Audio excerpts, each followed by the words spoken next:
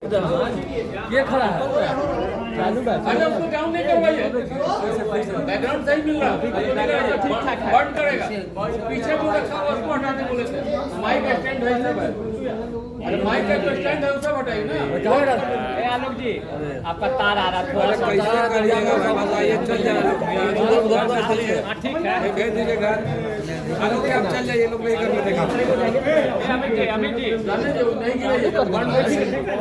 फला ना सही शुरू कीजिए। अमित जी एक बार अरे रुको ना यार, एक मिनट चुप बोलिए। थोड़ा सा खाली मैं आप सबों के बीच में सारे प्रेस बंधुओं का स्वागत करता हूँ चुप और आपकी तत्परता को बहुत बहुत बधाई देता हूँ कि आप इस सभा में आए और मैं अपनी बात कहने को सक्षम हो सकता हूँ। अभी तक मेरी कोई गुहार न तो निचले स्तर पर न ऊपर के स्तर पर और न ही माननीय मंत्री जी मेरी कोई भी गुहार न बातचीत करने का कोई प्रयास और न मुझसे मिलने की कोई कोशिश, सारी रद्द कर दी। मुझे मजबूर होकर आपके बीच में आना पड़ा। मैं 1988 से पटना मेडिकल कॉलेज गरिमा में मेरा जीवन रहा और लगभग 24 से 30 सालों तक प्रोफेसर रहा और आज प्रिंसिपल हूँ। कल था, आज नहीं। मैं आपके सामने जो पत्र हमें मिले हैं उन पत्रों के बारे में मैं आपको जानने के लिए अधिकृत करता हूँ। ये पत्र जो मुझे दिया गया है बिना किसी स्पष्टीकरण पूछे हुए एक वरीयतम चिकित्सक को दंडात्मक कार्रवाई करने का एक तानाशाही पूर्ण रवैया जो स्वास्थ्य विभाग ने अपनाया है और मेरे माननीय स्वास्थ्य मंत्री जी ने अपनाया है, मैं समझता हूँ आने वाले भविष्य के लिए एक अंधेरी गली को खोलता है। अगर हम जैसे लोग जो कि मनोचिकित्सा के विषय में अपने मुंह से कहना अच्छा नहीं लगता है, सर्वविदित है, जब हमारे जैसे लोगों को ध्वस्त कर दिया जाएगा तो सारी व्यवस्था स्वास्थ्य की हो या सहयोग की या समाज की, चाहे वो किसी पदाधिकारी की हो, चाहे वो किसी विभाग का हो, चाहे कहीं भी काम करता है, उसके गरिमा की कोई भी गारंटी अब नहीं है। मैं आज इस मंच से बोल रहा हूँ, कोई गारंटी नहीं है। कुछ तत्व मिलजुल कर कैमराबाजी करेंगे, साक्ष्य देंगे, षड्यंत्रकारी संपर्क सूत्र साधेंगे, अफसर बात करने से भागेंगे, 100 फोन करने पर भी नहीं उठाएंगे, सचिव महोदय भी, विशेष सचिव महोदय भी, ओएसडी भी, चपरासी बात कराना नहीं चाहेगा। निशांत जी के शायद प्राइवेट सेक्रेटरी कौशलेंद्र जी हैं, मैंने 100 बार से ज्यादा फोन किया होगा, बोलने को तो 100 बार कम ही किया होगा, लेकिन ये हुआ क्यों? मैं जिस दिन इनका महाविद्यालय में आगमन हुआ उसके ठीक पहले मैं तो ठीक था,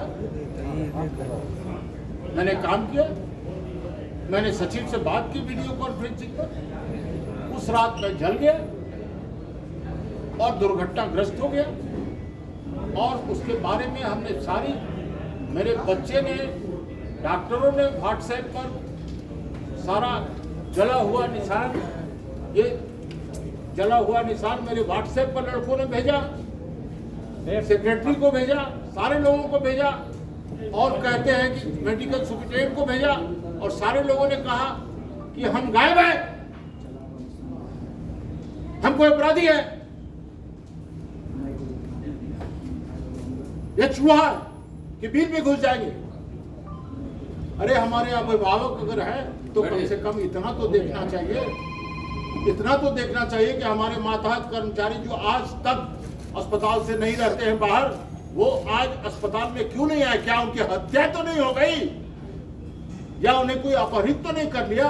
अरे साहब, आप संपर्क सुनते हैं कि वो प्राइवेट प्रैक्टिस कर रहे हैं। हम जिस घर में रहते हैं उसमें अगर मरीज जमा है, तो हम क्या डंडा से भगा देंगे उसको? उस घर में हम सरकारी गाड़ी नहीं लगाएंगे जिस घर में हम पैदा हुए हैं। ये कौन सा हम पर आरोप है भाई? और कौन सा कर्तव्यहीनता हमने किया? कर्तव्यहीनता हमने किया है कि विभाग ने किया? साहब लिखते हैं कि सूचना बिना सूचना के उपस्थित, तो जलने का और मरने का और कटने का और गिरने का पूर्ण सूचना दे देगा। अरे हमारे साथ दुर्घटना होगी रात को, तो हम आपको सूचना देने जाएंगे कि हम अपने दर्द का राहत देखेंगे, जलन देखेंगे? अब रोज तो हम आ ही रहे थे, कल भी आए, उस दिन भी आए, परसों भी आए। एक दिन नहीं आए तो आप हमको कहने लगे साहब कि आपका 45 साल का कैरियर आपका खत्म है, आपको दंडात्मक कार्रवाई होगी। तो हम जैसे लोगों को ऐसा कीजिए ना, भूल जाइए कि स्वास्थ्य व्यवस्था में हम जैसे लोग आएंगे, रहेंगे और अपनी गरिमा की रक्षा करेंगे, नहीं करेंगे। जब मेरा विकेट गिर सकता है तो मैं समझता हूँ कि जितने महाविद्यालय में काम करने वाले जितने भी कर्मी हैं, उनसे अलग सारी व्यवस्था में यही चल रहा है। मैं गुहार करता हूँ प्रत्येक अमृतसर से, सम्राट चौधरी सर से और माननीय प्रधानमंत्री सर से, माननीय हमारे स्वास्थ्य मंत्री सर से, और जो भी हमारे विभाग के उच्चस्थ पदाधिकारी हैं, गरिमापूर्ण कार्रवाई करें और सही करें, स्पष्ट करें, बिना स्पष्टीकरण के। प्राचार्य को हटा देना, स्पष्टीकरण पूछे। ये मामला मुझे समझ में नहीं।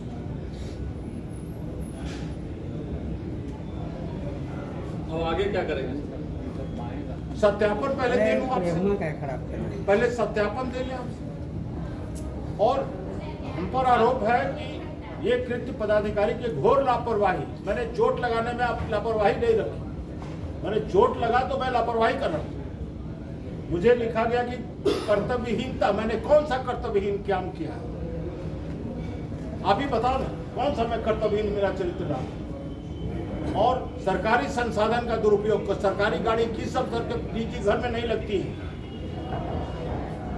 कौन सी सरकारी गाड़ी अफसर के निजी घर पर नहीं लगती है?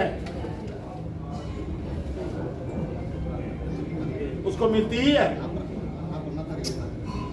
अनाधिकृत उपस्थिति, अनुपस्थिति, अनाधिकृत कैसे हैं हम? हमने सुप्रिंटेंडेंट साहब को कहा, फोटो भेजा, सेक्रेटरी सर को फोटो भेजा, मनोज सर को फोटो भेजा, सबको फोटो भेजा, सबको हमने कहा, फोन लगाया, उनका ऑफिशियल नंबर 100 बार उठा नहीं प्रिंसिपल सेक्रेटरी का। कहाँ गए हम? आपके बीच में आए यही कहने के लिए कि अगर हम लोगों के इलाज नहीं बचा सकते तो आने वाले लोगों की जान बचाएं।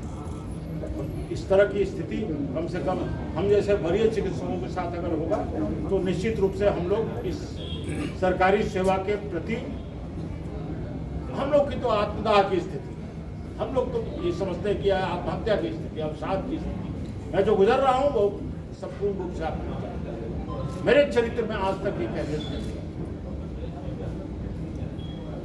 आगे क्या करेंगे? झेलेंगे? यही चाहेंगे कि सेवा की निवृत्ति की जो सारी शर्तें हैं वो पूरी करके हमको इस्तीफा देकर हटा दिया जाए, बात खत्म। मैं इस घृणा से भरे हुए षड्यंत्रकारी माहौल में मैं काम नहीं कर सकता। आपको सर फोन किया गया था निशांत जी के द्वारा, फोन आया था, उन्होंने कहा क्या आपने उनका फोन नहीं उठाया था? चोट लगा रहेगा, दवा खाता रहेगा, सोए रहेगा, तो क्या ऑफिशियल फोन उठाता रहेगा सरकारी? अपना दूसरा सवाल ये है कि क्या आप अपनी निजी क्लिनिक में थे उस समय जिस समय माननीय मेरा निजी क्लिनिक और मेरा घर एक साथ? आपने कहा कि प्रैक्टिस कर रहे थे और पेशेंट आ जाए जो चोट लग के पड़ा रहेगा वो प्रैक्टिस करेगा। आप अभी बोले। अरे प्रैक्टिस करते हैं हम वहाँ, हम करते हैं। आपने एक बात कहा अभी, मैंने कहा